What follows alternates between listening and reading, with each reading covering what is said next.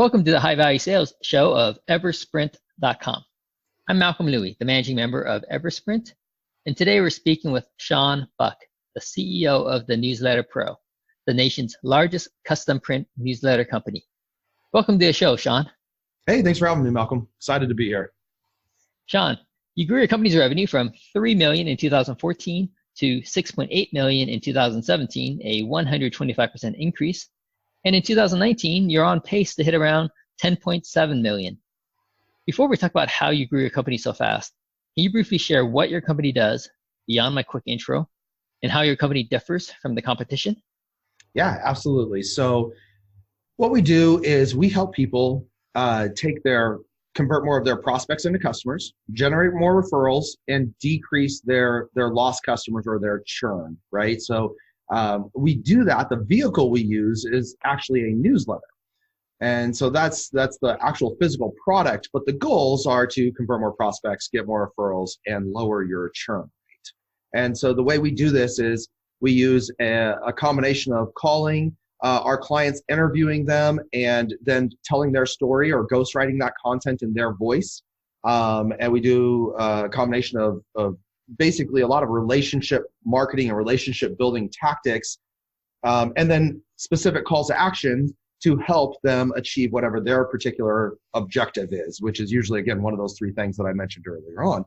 And a lot of this is done, which this is the thing that people will probably be surprised about, is offline via print newsletters. So not even, we of course have digital newsletters, but we send out over 500,000 physical print newsletters in the mail every month for our clients. And I saw on your website that you did it all in-house. We do, yeah, we do. So I have a whole production facility here. My building's huge. We grew so fast, we moved five times in 3 years, I want to say it was, or 4 years. And so the last time we moved, I bought a 25,000 square foot building, of which we're using about 15,000 square feet of it now. We have about 10,000 to expand into, and we have a whole production facility here with all the printers and all the equipment we need to fulfill on our product and service. All right, very cool. And your newsletters, how are they delivered? Is it coming in a 8x11 flat envelope, or is it just a nice 2-pager folded up in a regular business size envelope? So it actually comes as a self-mailer for the vast majority. I'd probably say 85% of our clients come as a self-mailer, which basically means it's a 4-page newsletter. So you take an 11x17 sheet and you fold it in half. So 11x17 sheet would be like if you had 2 regular sheets of paper stuck right next to each other, right? That would be an 11x17 sheet. And so when you fold it, it makes a little bit of a book, and you have a front page, 2 inside pages, and a back page. We actually then fold it down one more time to make it as a letter format, and we send it as a self-mailer. So we seal that piece just like that and send it out. That both helps increase the open rate and decrease the cost. So we get better results at a lower price, which is why we chose to do it that way. Okay, so there's no envelope involved. You just tape up the ends, and it has some prepaid postage thingy on it, and in the mail it goes. Yep, exactly. Okay, great. And are these in color, or are they black and white? Yeah, full color, everything you would expect from a high quality, high production value piece to represent, it all matches our client's brand. So it's all custom. And so, my newsletter will look different than your newsletter, than the dentist's newsletter, than the lawyer's newsletter, right? Because it's all custom designed to their brand, and all the content is going to be different because everyone has different messages and different goals. And so you've got, the majority of our clients are on a completely custom piece as well. So, right. Now, I did take a look at the pricing on your website, and thinking that I might want this for my business as well.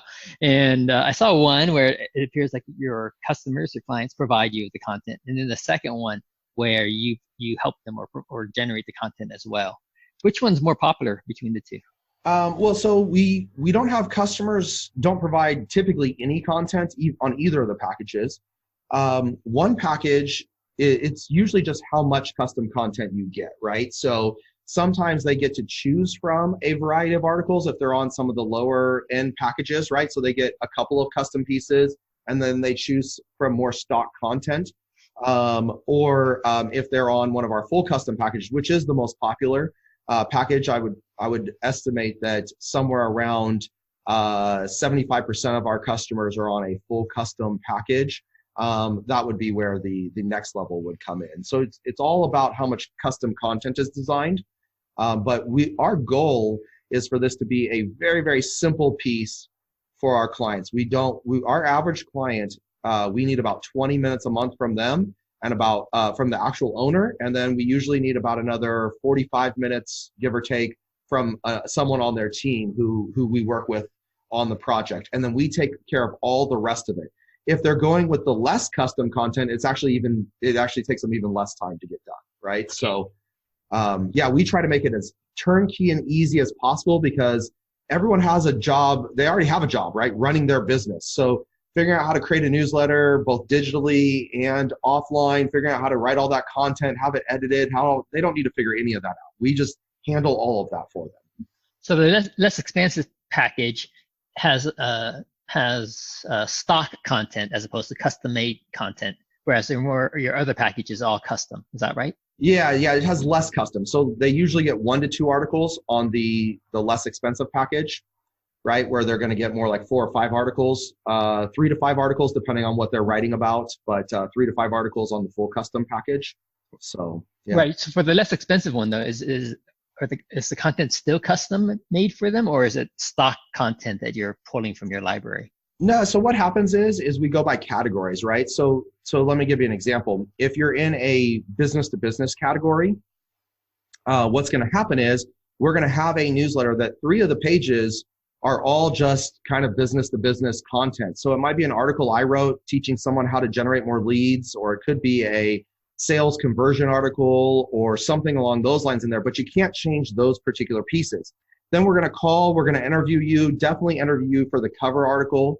And there may be another small article that we interview you and write about, depending on your needs and what you're trying to accomplish, right? Maybe you're trying to get more referrals, so we have to interview you about the referral promotion that you're running or something like that, right?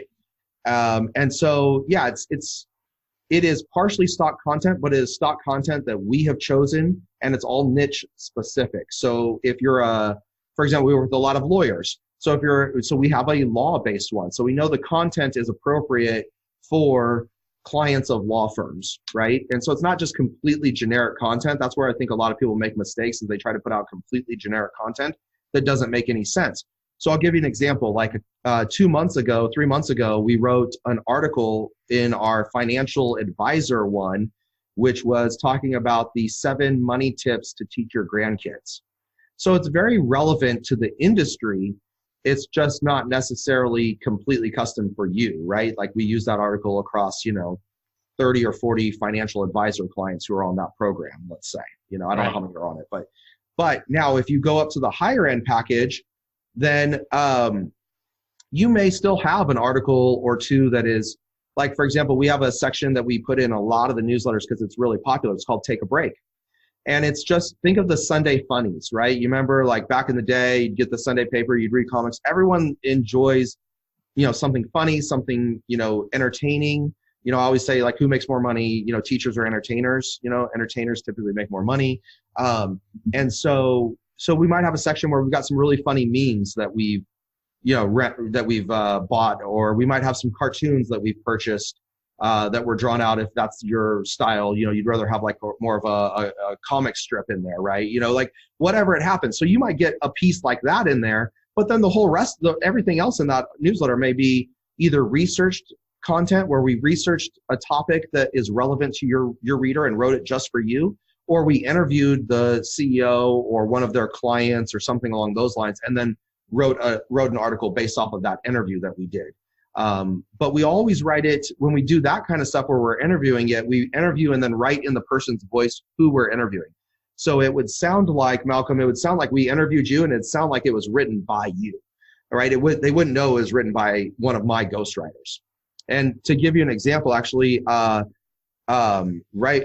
just got off a brief sabbatical, but before I went on that, we got a testimonial in, and it was from a client who was sharing the story that he had written a really cool article about how great his mom is and how all the things she's done for him before Mother's Day. And it went in his Mother's Day, or his May edition for his newsletter, right? And he calls to tell us, or he sent us in an email to tell us that his mom got the article or got the newsletter, and she sat there and she read it in the house, and she was so touched by it that she called him up and she was in tears crying about how special the article was. And his own mom didn't even know he didn't write it. Right. So we have really, really good content writers, and we do our best to not only learn your voice from day one, but we get better every single month at writing in our clients' voices. So much so that we're routinely asked to do stuff that we don't do, like write books, ghostwrite books for people and things like that, because our writers are so great at writing in our clients' voices. Right. Now, I saw on your packaging in your site that it's a 400 minimum for the newsletters. Is that right? Yes, correct. Right. And can you give some rough pricing as to how much these packages run?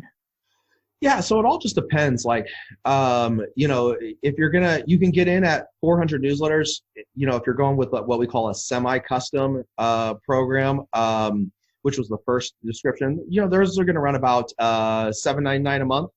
And if you're going for the full custom, you're going to start at around $11.49 a month.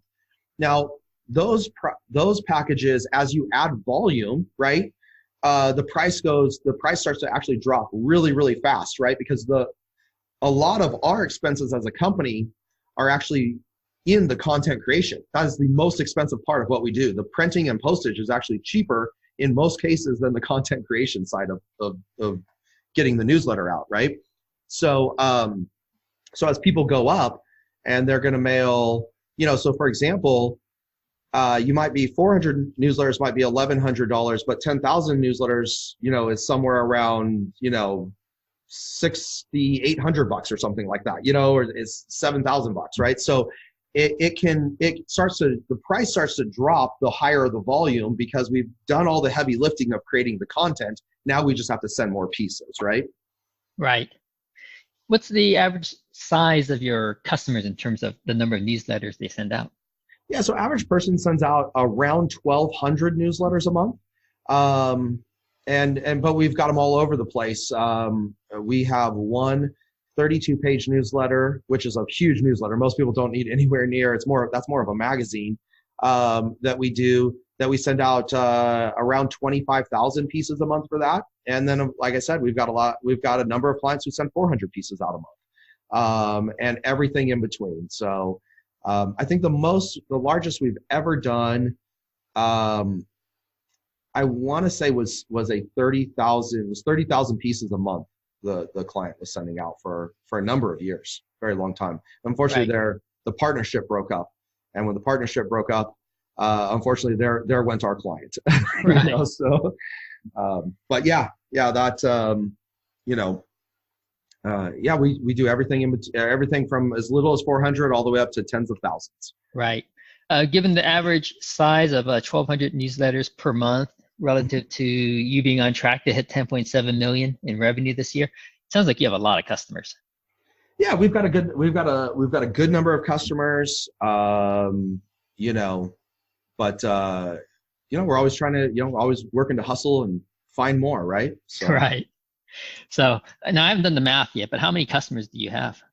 You know what? Like I said, I have actually been gone since May 22nd. I don't know if I know that number off the top of my head. I believe it's in the 500 to 600 customer range right now. Mm-hmm. Yeah. Yeah. And with that many customers, if one goes due to a partnership dissolving, it's not that painful. Oh, no. And our churn is really, really low. Like the stuff that we teach, our clients to do, we actually use internally as well. So it's not like we tell you to do it and then we don't do it ourselves. So to give you an example, like if you guys want like a live number, I will tell you, I'm going to log in here for a second and I will tell you guys what our churn was in dollars last month. But we typically average somewhere between 0.5% a month and 1% a month worth of revenue churn, which is the way we calculate it. Some people count it as number of customers, but I'm really more interested in revenue than I am in number of customers, right? Let's see. So actually, I can actually tell you this month. So the way we actually already we'll know what September's churn number is going to be, because the way our stuff's up is everyone gives a 30-day notice if they want to cancel, right? So anyone who was going to cancel in September we've already received the notice. We already know they're going to cancel, right?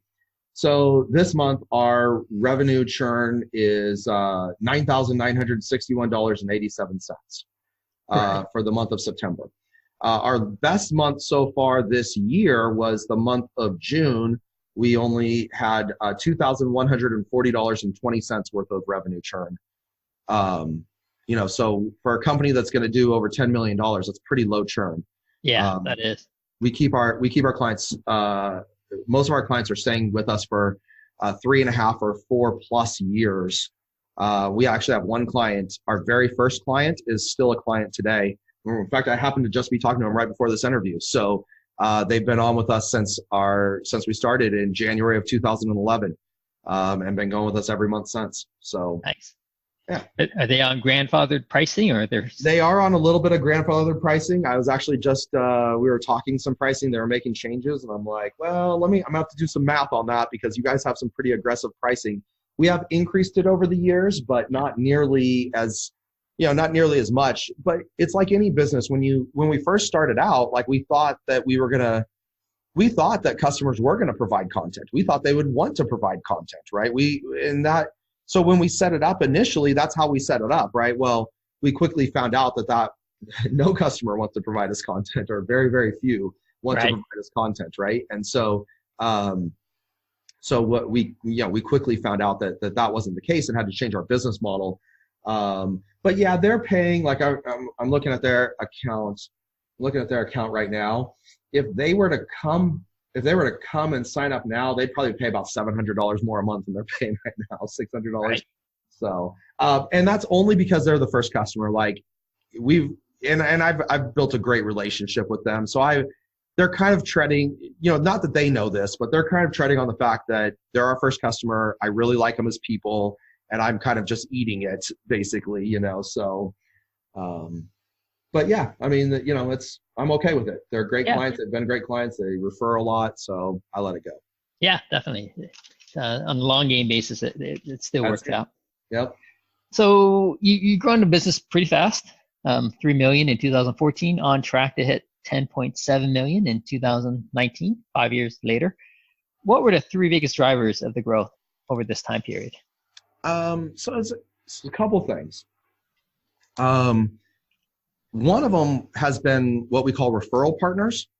And so a referral partner is someone who has the ear. It could even be someone like you, Malcolm, right? Someone who has the ear and of a group of people, right? They listen to them, they learn from them, they help them. And so what we've done is we've found these referral partners, and we've worked with them to get access, via sponsorship or whatever the case may be. Sometimes there's a trade involved. Sometimes there's just a cash payout when someone signs up, whatever it happens to be, right? But we've worked with these people to build relationships with them, and then in turn get access to their clients, right? So getting that kind of endorsement just speeds through the decision-making process, for the end user who's going to buy from us, right? It speeds it through, because they are like, hey, this third party over here who we like and trust, this third party Malcolm who we like and trust is saying these are good people, you should do business with them. And so it makes it a lot easier to close the deals that way, right? So that has been one of the reasons that we've grown so fast, is that we've been able to leverage other people and other people's lists. Another reason that we've grown so fast is that we are very, very focused on churn, as I mentioned earlier, like lost customers, right? We routinely are one of the, have very, very low churn compared to my peers, who are running, similar agencies, maybe not newsletters, but they're running, Facebook agency or something along those lines, right? So we have very, very low churn. And see, this is a number that most people don't track, they don't pay attention to, and they are absolutely missing out because, we all work so hard and spend so much money to go out and get new clients that, if we just did a little more to keep them, we would grow so much faster. But when we're bringing in, $500,000 worth of new business, and only have $100,000 going out in cancellations, right? Then you can grow pretty fast at that rate. But when you're bringing in $500,000 of new business and you got $475,000 going out the back door, your growth becomes anemic. And so it's one of those things where we focus on that number, and what we do specifically is focus on relationship building with our clients, right? And phenomenal customer service. So do what we say we're going to do when we say we're going to do it. If we have to change, I'm a big believer that if we're not going to hit a deadline, then we have to go to our clients ahead of time and tell them, hey, I apologize, we're going to be late. Would it be okay with you if I got it to you 3 hours later, right? Not after the fact, send it 3 hours later and then apologize for being late, right? When we make a mistake, we own the mistake. We're happy to make sure that we make it right. And then we're constantly looking at the idea that, like, okay, let's say we made a huge mistake, right? Well, how would we want this to be handled if we were on the other end? And then we just do whatever that is, even if it costs the company money, even if we're going to lose money that month on that client, even if we're going to lose money for 2 months on that client. Like, we focus heavily on churn reduction, which means that we have to focus heavily on user experience, our relationship with them, that kind of stuff. And then I'd say the final thing is we get an incredible amount of referrals, and so we focus a lot on that. In fact, like right now, we're running a contest where we're giving away a Tesla. Yeah, I saw that on your website. I wasn't sure that was what that was. I thought you were running banner ads on your site. Yeah, no, we're giving, oh, that's good. I'll have to go look at that. Maybe the messaging isn't clear. I'll have to check that out. But we're giving away a Tesla, and the way we've set the program up is that once we get 100 referrals in, which we will be hitting that number here within the next, I would say, 60 days or so. But once we get 100 clients who are referred in, who sign up for the service, we will then take those people who all referred in, and we will draw one of their names, one of the referral so if you referred someone in, you'd go in the hat basically. We would if we drew your name, we're going to then buy you a Tesla. Right. And then on top of that, everyone who refers someone in and they sign up, even if they don't win the Tesla, we send all of them a check for $500. Oh, nice. So they get $500. That way they didn't do something for nothing, right? Yep. And then they also get the entry to win the Tesla. So I have a lot of people with one entry. I've got one woman who has 15 entries. Wow. I mean, her odds of winning this Tesla is pretty damn good at this point, right? So, and we have a lot of people with 6 entries or 5 entries or 8 entries. And so, these aren't just referrals. These are referrals who become customers. But yeah, no, they have to sign up. Yeah, we received a lot of referred names in, but it's once 100 people sign up for the service, then we give away the Tesla. Nice.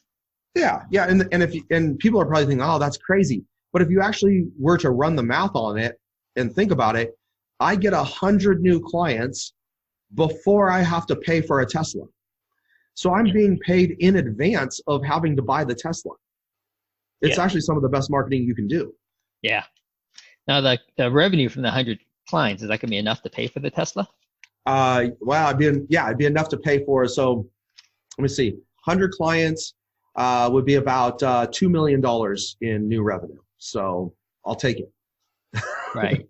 That's not upfront revenue. You're talking about annual revenue, right? Annual. Well, yeah, $2 million in the annual revenue. But you got to remember, we've been running this contest for. Well, you don't have to remember. You don't know this. Let me tell you, we've been running this contest for our launch was 12 months ago.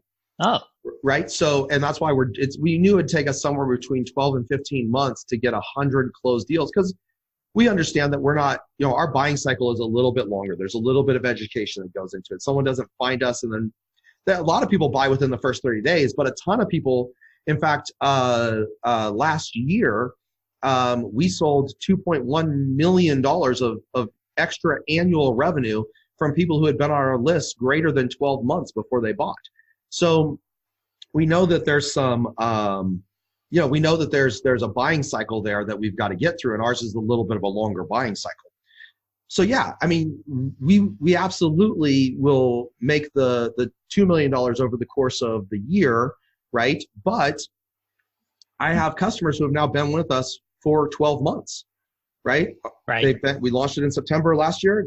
We had a couple people who were referred in, and now they've been with us for a year. Right. So yeah, absolutely. This will not only be a profitable campaign, it will be an insanely profitable campaign. The biggest question is how do we one up it now? So now we're like, well, what do we do? Like, we're literally thinking, what if we gave away, what's the hot topic thing right now is like student debt. Well, what if we ran a contest and we did the same contest, 100 referrals in, but instead we had 2 winners and we gave away each $50,000 to pay off their student loans or to pay college for one of their kids or pay off their debt or put on their, we don't care what they do with it, right? The gimmick will be pay off your loans, right? Get out of debt. But we're just, we're really giving cash away, right? What if we do that? We've kicked around, what if we bought, what if we had like payoff, what if we did it bigger, went 250 clients, but we said, hey, we're going to pay off someone's mortgage and give them $250,000. Now I know in a lot of places that's not going to pay off your mortgage if you're in San Francisco or New York, but in a lot of places like Boise, Idaho, and Alabama, and Mississippi, and Florida, and Texas, that very well could pay off your mortgage, right? Yeah. So there's a few ideas like that. We're kicking around what the next contest is going to be. Right. So very cool. When do you think your contest is going to end for the Tesla? It'll definitely it will be over by the end of this year for sure. I think it'll be over by no later than the end of November at our current pace. But we're pushing out some extra marketing right now because it's coming to the end. So it's a possibility it could wrap up even faster. But yeah, we're pushing some extra marketing because we know we're down to like the last like 12 spots or something like that left. 12 right. Referrals, 15 referrals, whatever we need left. And so we're going to push out some extra marketing, but for sure, easily it'll be wrapped up by the end of the year and likely a lot sooner than that. So. Right. Now, these are referrals from your existing customer base, right? Or is it wider than that? Yeah, it's wider than that. I mean, we definitely have existing customers giving us referrals for sure. But one gentleman who is on the program, he sent us 8 referrals. He has a group of dentists that he works with, and he's not a client. Okay. So, yeah. So is this different from the first driver, the referral partners? Yeah, it is different. So referral partners. So referral partners would be someone like, let me think of someone who might be like universally well known. Lawyer, so like business lawyer. Well, no, think of it like I'm thinking more celebrity status. Here's someone who's pretty well known right now, Gary Vaynerchuk. Right now, he's not a referral partner of ours, unfortunately. Okay, right. So, but a lot of people know who this guy is, so I'm going to use him as an example. There's a lot of people who follow Gary. If Gary put out a video that said, "Hey, man, Shaun Buck's company is really cool. You should check out Newsletter Pro. Go to this text opt-in here, and he's going to send you a free book and blah blah blah blah." We would be inundated with people coming to get free books, right? And we'd be inundated with new leads. So someone who has a huge following that they can drive.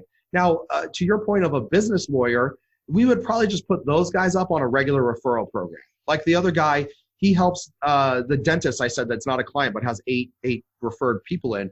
He helps dentists set up sleep apnea clinics where they can help people with special special mouth guard that goes in to help them not have sleep apnea at night, so they don't need CPAP and stuff, right? Mm-hmm. So he has access to a lot of dentists, but he's not necessarily like, Gary Vaynerchuk guru style, right? So he would go under our Tesla referral program, the dentist, the guy who's accessing the dentist, and Gary Vaynerchuk would go under our partner program, where we would have some kind of custom deal that we negotiated with him where he maybe gets a kickback for everyone who signs up, or he gets, whatever the deal was that we worked out. Right. Okay. Got it. So this year is looking pretty good, 10.7 million. Any particular things that you did differently this year versus previous years, other than your Tesla promotion to? Yeah, well, so here's one thing that we really, really focused heavily on, okay? And it actually started late last year and has continued through this year. We've focused heavily on the phones. And what I mean by that is we have a gentleman who we've hired who comes in twice a week and both listens to the calls for our salespeople and our lead generation people and stuff like that, listens to the calls, critiques them, gives them coaching, and helps them with overcoming objections or overcoming, whatever the issue is that they're running into at that moment. And that focus on the phones and how we handle all of our sales calls and messaging there has actually, we've seen a very large increase in our conversion of both leads to appointments and appointments to close deals. And so that has definitely helped us see a very robust growth this year, which will be in the, we're on pace to do 30% year over year growth. So, it's been pretty robust growth. And I attribute part of that to us really dialing that portion of our business in. Right. Now, how about from a marketing front? Did you also ramp up additional advertising or do other sorts of marketing to bring more leads into your process? Yeah, absolutely. We're always testing new marketing and new lead generation methods. We've tested a lot of stuff. Some of it, not right for our company. Some of it is crushing. So, we've added an okay amount of additional social media advertising into the mix. We went more heavy on AdWords recently because the intent, the buyer intent is much higher on AdWords than it is on Instagram or Facebook. We have actually surprisingly and actually maybe even embarrassingly neglected, not entirely, but too much. We've neglected LinkedIn, but we're going pretty heavy on LinkedIn right now. But that's relatively recent, so I don't fully know how that's going to pan out because we're still testing and trying to figure out what's going to work. So a book I published 2 years ago on referrals that's done really well. We've put some more marketing behind that. Although it's a more indirect path to get to us, it does work, and we do get good new business out of it. So it takes a little longer to get it, but we're finding that on some of the social channels that's working really well is to drive to book sale, and then from book sale to some education, and then ultimately to an appointment with us. Right. So yeah. What about cold calling and cold emailing? Is that part of in your toolkit? Nope. I'm a big believer in it's a lot easier to have people come to you than it is for you to go out and come to them. They're so much hotter, it's so much easier to sell, and they're such better clients when we put out marketing to help them find us and have them engage with us, as opposed to us just interrupting their day and cold emailing them or cold calling them. I know it works for a lot of businesses, but I have certain things that I'm willing to do and unwilling to do, and this isn't one of those things I'm unwilling to do. It's just it's never been my preferred. I've been selling for I've been in sales for a long time, and although I don't sell at the company anymore, on any kind of day-to-day basis or anything, but I never liked it. I always preferred having people come to us and putting out marketing that made that happen. And so yeah, that's a little more my style. Right. Surely at the very beginning, when you first got this business started, you were probably absolutely. Yeah. But a lot of it was, using the few contacts that I had and trying to leverage that, and then building great relationships into referrals. But yeah, totally. Our clients are all over the United States and in 4 or 5 other countries as well. But in the beginning, yeah, man, I went door to door. But we also did a lot of, I guess you could call this cold, but we did a lot of trade shows in the beginning as well. So. And that worked out really well for us. There's still really good business at trade shows if you can find the right ones. That's the hard part, is finding the right ones. But yeah, there's still really good business in it. Right. So you mentioned before that your sales cycle can be quite long at times. Is there an average sales cycle for you? Well, look, the bulk of our customers from finding us to becoming a customer happens within the first 90 days, and actually the bulk of it even within the first 30 days. But by bulk, I'm still talking, 70% of our sales happen over that first 90 days. The other 30% happen over the course of the next months and even years. Just last year, we signed up a client who had been receiving our physical newsletter in the mail. When someone signs up and they're qualified, which that is a kicker, right? Like, we do verify that they're a real business and they're actually qualified, in the sense that, and by qualified, I mean they're a real business, right? We'll put them on our newsletter list to receive it for up to 4 years. And in fact, we just got someone at the end of last year who he was on his last month, and the message he sent over. So he talked to my sales team, and then he asked to pass along a message to me, which was that the message was just, "Uncle, he gives," and it was just because we had been dripping on him with content and information, both physical and digital information, for the last 4 years. He's like, "Finally, man, like, I just, like, your stuff's so good, I had to buy." And Right. we get 1 or 2 of those every year where they're like really, really long. But most of the people, within the first 90 days, and then after that, from day 91 to about year 2, we'll get a ton of additional people in, and then we'll get a few stragglers after that as well. Right. Got it. So your follow-up typically then is through your newsletter, both electronic and paper printed, or are there other ways of following up that your team does? Oh, no, there's other ways. I mean, sometimes we'll make phone calls. One of the things that we're fond of doing. So, like, for example, if someone opts in and let's say they get the book, right? Yep. And so they get a copy of my book, and we send it over to them. Well, if they've kind of gone cold on us for a while, we might offer them a really, really cool promo deal where, like, we're giving out something that maybe we would normally sell for $100, but we're like, "Hey, if you want to get in on this, we'll give it to you for $1, right? To re-engage them, to get them back re-engaged, right? So, but no, we're agnostic. I mean, we may have a print newsletter company, but we don't care where we don't care what the media is that we're going to use, right? I don't care if it's social. I don't care if it's direct mail. I don't care if it's a newsletter, digital or physical. Whatever I've got to do to get my message out there to my customers that's, ethical, right? And doesn't feel like dirty to me, where I'm like, "Oh, that just seems like I would hate it if someone did that to me," right? Whatever I've got to do, then we're going to go do that. We're going to meet them where they are. So many people, they just want the easy button. They're like, "You know what? We're just going to put it up on Facebook." And they run these businesses that are basically a house of cards, right?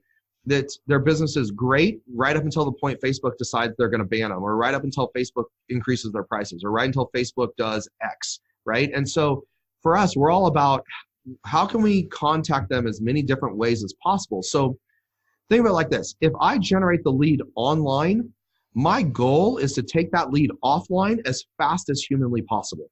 Because online, I'm competing with everybody, right? Everybody, all the noise, all the distractions, all their friends, all the fun, all the video games, all the YouTube, all the email, everybody. But offline, I'm competing with the 3 other things in their physical mailbox. I have a pretty darn good chance. If I meet them offline, I want to bring that person online into the digital world as fast as I possibly can, because I want to retarget them. I want to show them ads. I want to send them emails, right? I'm still going to do all the direct mail stuff that I'm doing, but I want to do everything. So few people want to do one thing and then wonder why they get stuck. It's not about doing one thing. It's about meeting your prospects wherever they want you to meet them at. And people are like, "Oh, Shaun, this direct mail stuff, this is outdated." Well, that's really interesting, and that's an opinion that is actually incorrect. And I'll give you 2 facts on that.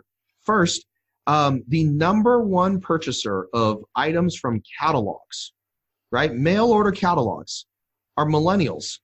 They've actually beaten out the baby boomers just this last year. Now, they're not filling out the form and then mailing it in. They're going to the web address. They're using the coupon code in the catalog, which is how they know they came from a catalog, and they're going to the website and ordering the product. They're ordering in a different fashion, but the outcome still came from sending the catalog, right? The second thing is that talks about direct mail. And everyone who's listening to this, you guys can just mark my words on this, right? Because I'm already watching it coming, and it is going to continue to come. I just got had some team members go to a conference. I wanted to go, but I was on a vacation with the wife in Mexico, so I chose not to go. But you know what the big thing was at this conference? The new thing that was going to disrupt online marketing? Direct mail. That's the new thing, right? And I'm seeing it more and more and more. The combination of online and offline marketing, marrying those two things together, is having massive positive impact on a lot of businesses who are doing it correctly. Unfortunately, most businesses aren't doing it correctly, but and that's why they think it doesn't work, or they're outdated in their, they're outdated, or they're being lazy. Well, it's so easy to do Facebook. Yeah, you're right. It's easy. You're correct. I also know a lot of people used to think AdWords was so easy, and now a bunch of those people who relied solely on AdWords are out of business. Right.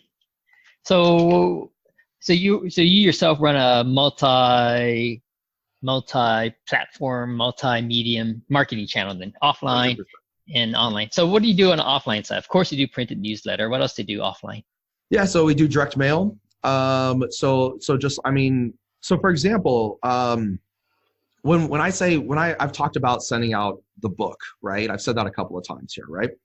Okay, so we don't just send you a book, right? We send it in what's called a shock and awe package. And a shock and awe package means that you're ordering a book. You think you're just going to get a book like you get it from Amazon, but instead comes this, in our case, comes this bright orange envelope with a book in it. And it's got a bunch of other information in there for you too, both educational and sales related information. So that you were expecting a book in the mail, and what you got was shock and awe because we way over delivered on what it was that we sent you, right? And so we use that shock and awe package. We use like I said, we'll use regular old direct mail. We will go to trade shows. Sometimes we'll just exhibit, but most of the time we're going to trade shows where they're having myself or one of my team members speak at the conference, right? And then we also have a booth. We'll pick up the telephone. So if we've got a lead we haven't heard from in 6 months, but they were interested, they've just gone cold on us. Now that we'll do outbound cold calling on, right? But we don't usually just pick up the phone and call like from, every dentist in the area or every, B2B company in the area, right? Right.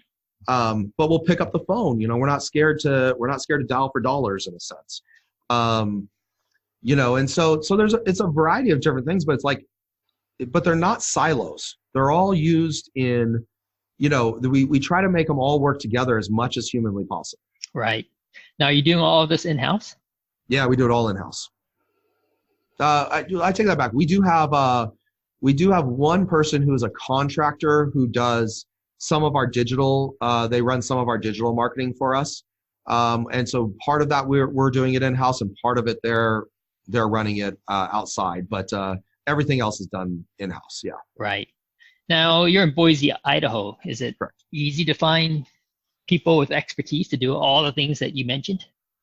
It's like everywhere else. There's a million people in the metro area here. So for the most part, yeah, Idaho's actually the fastest growing state in the union as of right now. So the hard part is just that the unemployment rate is so good. The blessings and the curse of a great economy, right? Low unemployment rate, but everyone's got a lot of money to spend. So, blessings and curses. All right, so finding specialists to do things. Some of the things you talk about are quite narrow and could be very narrow and specialized, right? Yeah, well, so we'll do a couple of things. If we absolutely cannot find someone, we will train someone. So I'm fortunate that I have studied and done a lot of marketing in my day. And so a lot of this stuff I'm up to speed on. But if I'm not up to speed on it, we'll find, a business associate of mine, a friend, whoever the case may be, and we might fly someone out to go to one of their trainings if they're hosting a training, right? So we leverage people that we know when we need help or we need a little additional training on it. We pay for lots of continuing education, both for myself and for key employees. As you mentioned, when it's specialized stuff, we did hire this outsourced person to take care of a lot of our Facebook, Instagram ads and stuff like that. Not that we couldn't have probably found someone in Boise, but we didn't feel it was quite full-time work, so we outsourced it, right? Yeah, I mean, hiring has been a challenge from time to time because we're in Boise, but it's never something that we haven't, relatively easily overcome in a short window.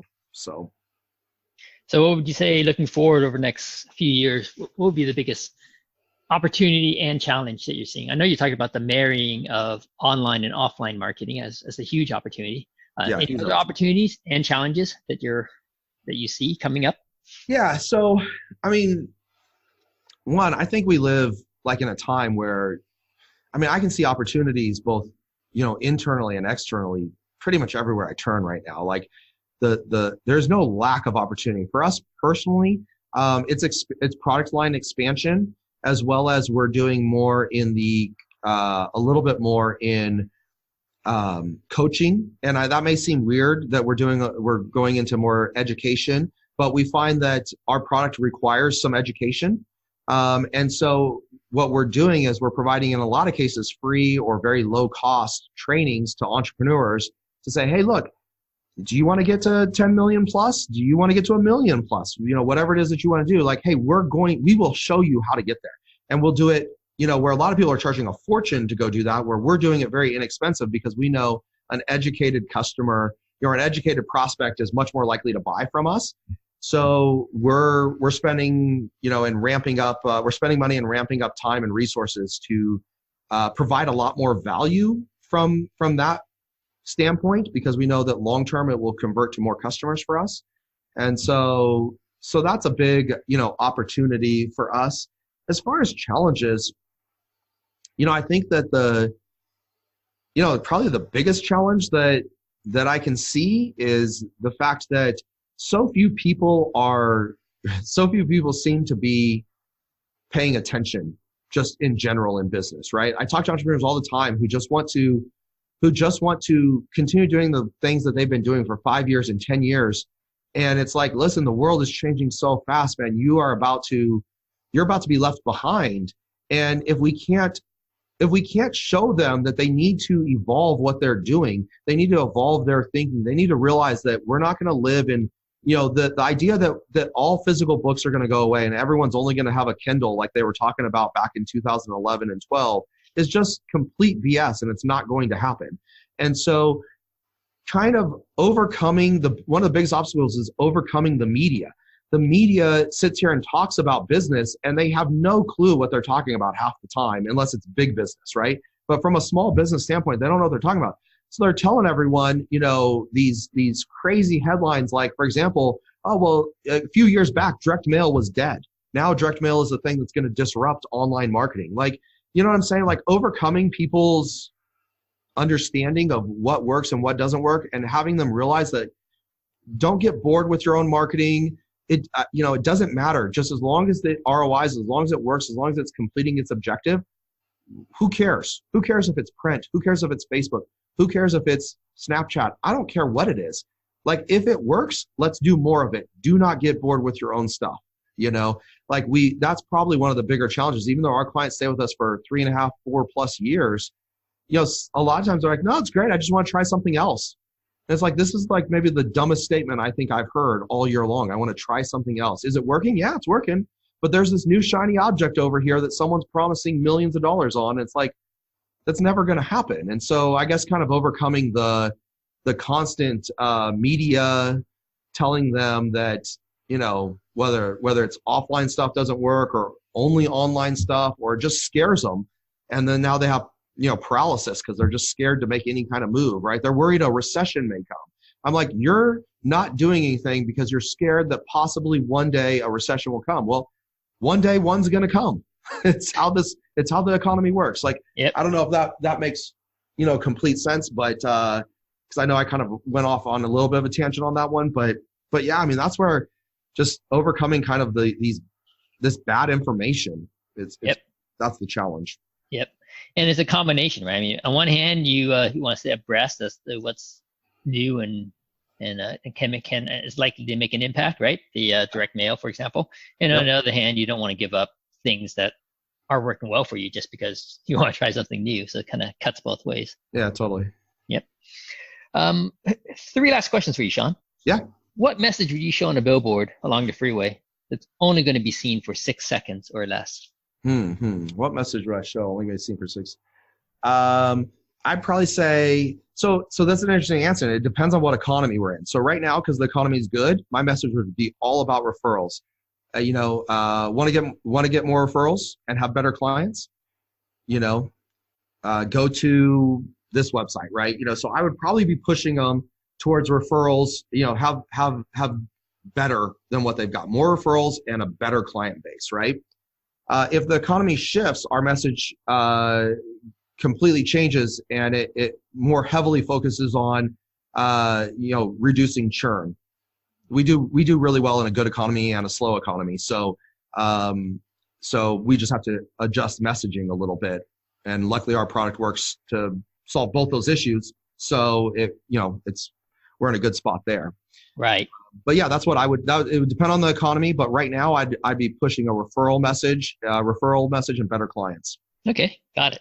And the last 2 questions: Who are your ideal clients, and what's the best way for them to contact your company? So our ideal clients are small businesses to medium-sized businesses. They're usually doing, I'd say, at least $500,000 in revenue. If they're on the custom side, it's probably closer to $750,000 to $1 million in revenue. They're doctors, lawyers, dentists, chiropractors, business to business. So a lot of service-based businesses. We do have some like retail, like a 50 chain retail pet store that we do, and a few online only companies. We got a big $50 million online only company that we work with and we do stuff for. But the bulk of it is going to be your professional services, your B2B, and your B2C, but not as much retail, right? B2C as in more service based. And then the best way to contact us, actually, if people want to see some of this marketing that we've been talking about, they want to see that shock and awe package. I've got a really, really cool piece of technology that they should look at to emulate themselves. And we'll send them a book for free. And so all they have to do is they have to text the word interview, okay? INTERVIEW to the number 208-269-9111. So that's 208-269-9111. Text the word interview there. And it's going to here's what's going to happen. It actually is going to feel like you are texting with a live human because they're going to basically ask you questions, and they're going to gather data during this question process. But we actually have an automated system doing this through our CRM system. And so it's going to gather data. It's going to ask you for your first name. It's going to ask you for your where do you want us to send the book, right? It's going to ask you those questions. Now, at no point is it going to ask you for any money, because we're going to send this book out to you complimentary as part of you listening to Malcolm's show here. But you watch the marketing that happens just right in that little thing, and then notice that we're capturing full contact data, okay? It's really, really important. You want to be capturing full contact data as much as humanly possible in your business, because that way when an email address isn't good, you still have a physical address, right? If a phone number is no longer good, you can still email, so on and so forth, right? So when you do that and you text interview to 208-269-9111, what's going to happen is we'll send you a book the very next business day. So when you text it the next business day, we'll send a book out in the mail, and you're going to get this shock and awe package. And then when you get that, I want you to devour that marketing. Even if you're not like, I don't know about newsletters, I don't know if these things are for me. That's okay. No worries. Devour the marketing. Here's why. That book, this particular book we're sending you, this is, I believe, the 3rd edition of it, but I originally wrote this book about 6 years ago, okay? And this book and this package, again, you're seeing the updated edition, but it has been responsible for millions and millions of dollars in new revenue into my business every single year. And so take a look at it if you're a student of marketing, to study just from the standpoint of, hold on, this is marketing we know works, we know converts, we know is growing a company. What can I learn from it?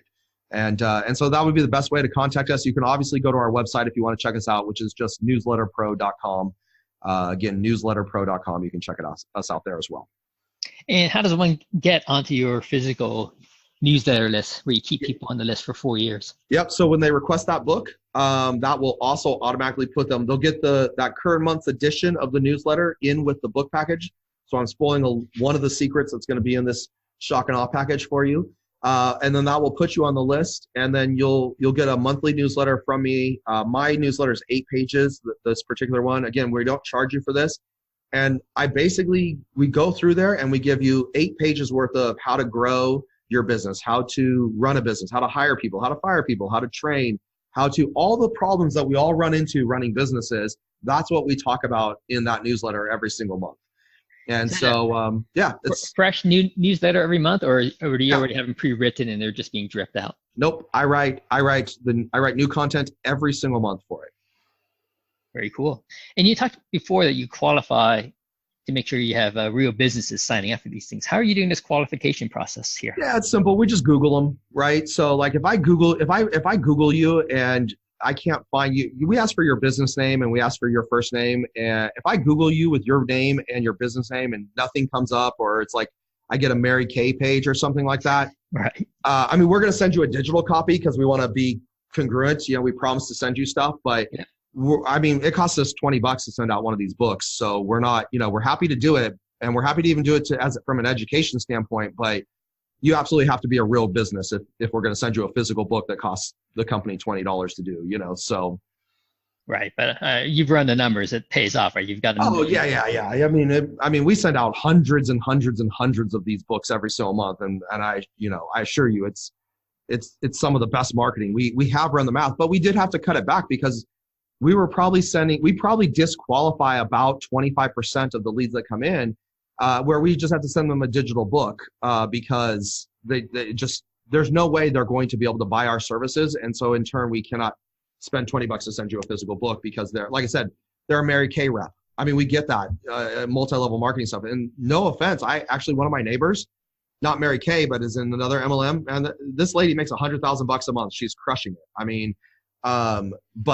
So no offense if anyone's in MLM, but that's just not our clientele. So right. All right, got it. Shaun, it's been awesome having you on my show today. I've really enjoyed hearing how you grew your company so fast. Well, yeah, I really am honored to be on the show. I appreciate it, Malcolm. We've been speaking with Shaun Buck, the CEO of The Newsletter Pro, about his company's rapid growth. For interviews with other fast-growing, high-value sales companies, or to learn how we can accelerate your firm's high-value sales through automation, visit eversprint.com.